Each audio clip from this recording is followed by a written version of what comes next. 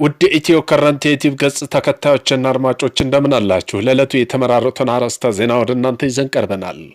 ኤርትራ የኢትዮጵያ መንግስት ጦርነት ለመጀመር ሰበብ እየፈለገ ነው አለች። የኤርትራ ማስታወቂያ ሚኒስትር ሰሞኑን ሰፋ ያለ መግለጫ ሰጥተዋል። የኤርትራው ፕሬዝዳንት ኢሳያስ አፈወርቂ ሰሞኑን በአገራቸው ቴሌቪዥን ቀርበው የተለያዩ መግለጫ ሰጥተው ነበር። በመቀጠልም የማስታወቂያ ሚኒስትር አቶ የማነ ገብረ መስቀል በተናገሩት ንግግር ኢትዮጵያ ሰበብ እየፈለገችልን ነው ሲሉ ተናግረዋል። በዚህም ጉዳይ ሰፋ ያለ ዜና ትንታኔ ያካተናል። ቆይታችሁ የምትሰሙት ይሆናል። የአሜሪካው ፕሬዝዳንት ትራምፕ ግብጽና ኢትዮጵያን በህዳሴው ግድብ ዙሪያ ዳግም ለማደራደር ደብዳቤ ጻፉ። የአሜሪካው ፕሬዝዳንት ዶናልድ ትራምፕ ግብጽ ከኢትዮጵያ ጋር በህዳሴው ግድብ ዙሪያ ያገባችበት ውዝግብ ለመፍታት ዳግም ለማደራደር ፍላጎት እንዳላቸው ገልጸዋል። በዚህም ጉዳይ ዜና ትንታኔዎችን አካተናል። ቆይታችሁ የምትሰሙት ይሆናል። እነዚህን የመሳሰሉት አርዕስተ ዜና ወደ እናንተ ይዘን ቀርበናል። ቤተሰብ ለመሆን ላይክ፣ ሼር፣ ሰብስክራይብ ማድረገውን እንዳይረሱ። ወደ መጀመሪያው የዜና ትንታኔያችን ስናልፍ የኢትዮጵያ ፌዴራል ፖሊስ ከኤርትራና ከአማራ ክልል ከሚንቀሳቀሱ ታጣቂ የተላኩ በሺ የሚቆጠሩ ጥይቶችን ያስኩ ማለቱን ተከትሎ የኤርትራው ጠቅላይ ሚኒስትር አብይ አህመድ ጦርነት ለማስጀመር ሰበብ እየፈለገ ነው ስትል ኤርትራ በዚሁ መግለጫ ወጥታለች። የኤርትራ ማስታወቂያ ሚኒስትር አቶ የማነ ገብረ መስቀል ለኢትዮጵያ ውንጀላ ለሮይተርስ የዜና ወኪል የብልጽግና መንግስት በኤርትራ ላይ ጦርነት ለመጀመር ሰበብ እየፈለገ ነው ሲሉ ምላሽ ሰጥተዋል። የብልጽግና መንግስት ለሁለት ዓመታት ያህል ጦርነት ለመጀመር ሲያደርግ ለነበረው መቁነጥነጥ ሐሰተኛ ባንዲራውን እያውለበለበ ነው ብለዋል። የኢትዮጵያ ፌዴራል ፖሊስ ረቡዕ ዕለት ባወጣው መግለጫ በኤርትራ መንግስት በአማራ ክልል ለሚንቀሳቀሱ የፋኖ ታጣቂ የተለያዩ አይነት የጦር መሳሪያ ጥይቶች እየሰጠ ነው በማለት ወንጅሏል። ፌዴራል ፖሊስ ጥር 6 2018 ዓ.ም ባወጣው መግለጫ ከ56000 በላይ የተለያዩ የጦር መሳሪያና ጥይቶች በቁጥጥር ስር መዋሉን ገልጾ ነበር። የኤርትራ ማስታወቂያ ሚኒስተር ግን ይህንን የኢትዮጵያ ውንጀላ ጦርነት ለመጀመር የቀረበ የሐሰተኛ ውንጀላ ነው ሲል አጣጥሎታል። የፌዴራል ፖሊስ ውንጀላውን ተከትሎ ምላሽ የሰጡት የኤርትራ ማስታወቂያ ሚኒስትር አቶ የማነ ገብረ መስቀል ኢትዮጵያ ጥቃት ለመክፈት ሰበብ እየፈለገች ነው ብለዋል።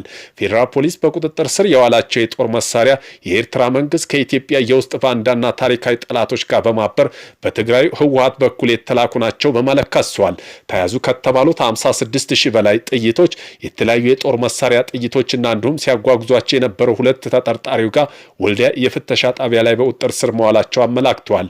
ፖሊስ በስውር የተላኩ ያላቸውን 41999 የክላሽ ጥይት፣ 14000 የብሬን ጥይትና 80 የዲሽቃ ጥይት በአጠቃላይ 56799 ጥይቶች በቁጥጥር ስር መዋሉን በማህበራዊ ሚዲያ ገጹ ባወጣው መግለጫ አስታውቋል። የፖሊስ መግለጫ እንደሚለው ተጠርጣሪዎቹ ላይ በተደረገው ምርመራ የጦር መሳሪያ ጥይቶች ከኤርትራ መንግስት የተላኩ መሆናቸውንና ህዝባዊ ወያኔ ሓርነት ህወሓት መቀሌ ላይ ተቀብሎ ወደ አማራ ክልል በማስገባት ለፋኖ ለማድረስ ሲንቀሳቀስ ነበር። ጥይቶቹን ሲያጓጉዙ ተይዘው የተባሉት ተጠርጣሪዎች ላይ ፖሊስ አደረኩ ባለው ምርመራ ጥይቶቹ በሻቢያ መንግስት እንደተላኩና ጽንፈኛው ህወሓት ከመቀሌ ወደ አማራ ክልል ሸዋሮቢት ለማድረስ መንገድ ላይ እንደነበር ተናግረዋል ብለዋል። ህወሓት በበኩሉ በኤርትራ መንግስት ተልኳል የተባለ የጦር መሳሪያ ጽንፈኛው ህወሓት ከትግራይ ወደ አማራ ክልል ለማስገባት ተንቀሳቅሷል የሚለውን የቀረበው ክስ ውድቅ አድርጓል። የህወሓት ቃል አቀባይ አቶ ሚካኤል አስገዶም ጭብጥ የሌለው ውሸት ነው ሲሉ አጣጥለውታል። ህወሓት ወደዚህ የወረደ ስራ የሚገባ ፓርቲ አይደለም ያሉት የተላኩለት ቃል አቀባይ በውስጣቸው የተፈጠረውን አጀንዳ በማስቀየስ ሆን ተብሎ የተሰራ የውሸት ዜና ነው ሲሉ ለቢቢሲ ተናግረዋል። አቶ ሚካኤል አስገዶ ይህ አይነት ክስተት የተለመደ ነው ብለዋል። ወደ ግጭት እንዳይኬድ እኛ የበኩላችንን ጥረት እያደረግን ነው። የነሱ አካሄድ ግን ይመስለኝ ወደዚያ የሚመራ ነገር ነው ሲሉ የፌዴራል ፖሊስ ባለስልጣንን ወንጅለዋል። የኢትዮጵያ መንግስት ከህጋዊ የፖለቲካ ፓርቲነት የተሰረዘው ህወሓት ከኤርትራ መንግስት ጋር እየተተባበረ ነው የሚለው ወቀሳ ሲያሰማ ይህ የመጀመሪያ አይደለውም። የኤርትራው ፕሬዝዳንት በዚህ ሳምንት መጀመሪያ ላይ ከሀገሪቱ ብሔራዊ ቴሌቪዥን ጣቢያ ጋር ባደረጉ ቃለ ምልልስ የብልጽግና መንግስት በራሱ ሀገር ህዝቦች ላይ ጦርነት አውጇል ብለዋል። በዚህ ቃለ ምልልስ ላይ ኤርትራ ጦርነት እንደማትፈልግ የተናገሩ ፕሬዝዳንቱ ነገር ግን ሀገራችን እንዴት መከላከል እንዳለብን እናውቃለን ብለዋል። ኢትዮጵያና ኤርትራ ከዚህ በፊት በድንበር ይገባኛል ጥያቄ የተነሳ ለሁለት ዓመታት ደም አፋሳሽ ውጊያ አካሂደው ነበር። ጠቅላይ ሚኒስትር አብይ አህመድ ወደ ስልጣን መምጣታቸውን ተከትሎ በሁለት ሀገር መካከል ሰላም በመውረድ ጠቅላይ ሚኒስትሩ የሰላም ኖቤል ተሸላሚ ሆነው ነበር። በሰሜን ኢትዮጵያ የፌዴራል መንግስቱ ከህወሓት ጋር የገባውን ጦርነት ተከትሎ በጋራ የዘመቱት ኢትዮጵያና ኤርትራ ከፕሪቶሪያ ስምምነት በኋላ መካከል በመካከላቸው ላይ መቃቃር ተፈጥሯል። ጠቅላይ ሚኒስትር አብይ አህመድ የባህር በር ማግኘት የህልውና ጉዳይ ነው ማለታቸውን ተከትሎ የሀገሪቱ ግንኙነት እየተካረረ መጥቷል። ኤርትራ እንደ አውሮፓ አቆጣጠር 1991 ነጻነቷን ማግኘቷን ተከትሎ ኢትዮጵያ የባህር በር አልባ ሀገር ሆና ቆይታለች። የኤርትራው ፕሬዝዳንት ኢሳያስ አፈወርቂ ባለፈው ሰኞ ከሀገራቸው ብሔራዊ ቴሌቪዥን ጣቢያ ጋር ባደረጉ ቆይታ ብልጽግና የቀይ ባህር ፍላጎት በኢትዮጵያ ህዝብ ላይ የታወጀ ጦርነት ነው ማለታቸው ይታወሳል። ኢሳያስ ለጦርነት ዝግጅት ወደ ኢትዮጵያ ሰው አልባ አውሮፕላን ድሮና ሌሎች የጦር መሳሪያ እየገቡ እንደሆነ ጠቅሰዋል። ፌዴራል ፖሊስ እንደሚለው የኤርትራ መንግስት የፋኖ ታጣቂ ለማስታጠቅ የሞከረው በኢትዮጵያ ውስጥ አለመረጋጋት ለመፍጠር ያቀደ ነው ሲሉ አብራርተዋል። የአሜሪካው ፕሬዝዳንት ዶናልድ ትራምፕ ግብጽ ከኢትዮጵያ ጋር በህዳሴው ግድብ ዙሪያ ያገባችበት ውዝግብ ለመፍታት ዳግም ለማደራደር ፍላጎት እንዳላቸው ገለጹ። ዶናልድ ትራምፕ ከግብፁ ፕሬዝዳንት አብዱል ፈታህ አልሲሲ በጻፉት ደብዳቤ ላይ ሀገራቸው በህዳሴ ግድብ ዙሪያ የጀመረችውን የማሸማገል ጥረት ለመቀጠል እንደምትፈልግ ገልጸዋል። ፕሬዝዳንቱ አርብ ጥር 8 2018 ዓ.ም በጻፉት ደብዳቤ ላይ ፕሬዝዳንት አብዱል ፈታህ አልሲሲ በእስራኤልና በሐማስ መካከል የተኩስ አቁም እንዲደርስ በሰጡት ውጤታማ አመራር አድንቀዋቸዋል። ግብጽ ከመስከረም 26 2016 ዓ.ም በኋላ በእስራኤልና በሐማስ መካከል የተቀሰቀሰውን ግጭት ተከትሎ የቀጠናው ደህንነት ሰብአዊ ቀውስ ለመፍታት በኩሏ ለነበራት ሚና ምስጋናቸውን ገልጸዋል። ፕሬዝዳንት ትራምፕ ባለን የግል ወዳጅነትና መንፈስ አሜሪካ ለግብጽ ህዝብና ሰላም ደህንነት ባላት ቁርጠኝነት በግብጽና በኢትዮጵያ መካከል ያለው የአባይ ውሃ መጋራት ጥያቄ ለአንዴና ለመጨረሻ ጊዜ በኃላፊነት መንፈስ ለመፍታት አደራዳሪነቷን ዳግም ለመጀመር ዝግጁ ነኝ ሲሉ ትራምፕ በደብዳቤ ላይ አስፍረዋል።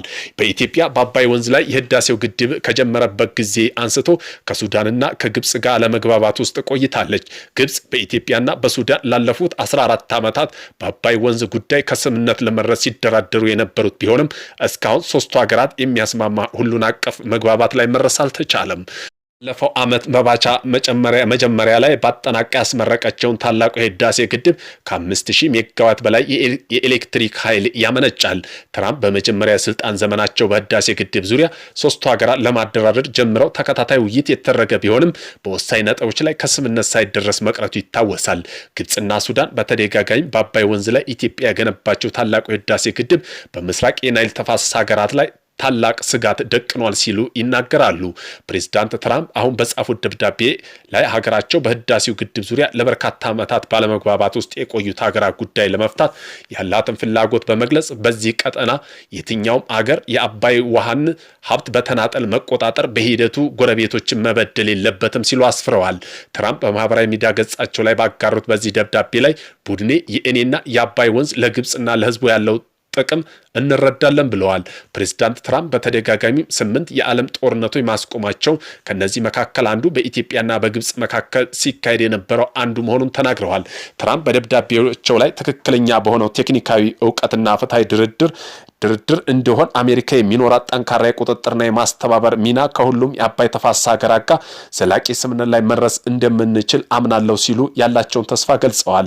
አክለውም በድርቅና ረጅም ጊዜ በተራዘመ ድርቅ ዓመታት ለግብጽና ለሱዳን ሊገመት የሚችል ውሃ እንዲለቀቅ እንዲሁም ኢትዮጵያ ከፍተኛ መጠን ያለው ኤሌክትሪክ ኃይል እንዲታመነጭ ያስችላል። የተወሰነው ለግብጽና ለሱዳን ሊቀርብ ወይም ሊሸጥ ይችላል ብለዋል። የአሜሪካው ፕሬዝዳንት የህዳሴው ግድብ አለመግባባት ዘላቂ ከሆነ ቀጠናዊ መረጋጋት ጋር በተያያዘ ከፍተኛ ትኩረት የሚሰጡ ጉዳይ መሆኑን በደብዳቤያቸው ላይ ጠቅሰዋል።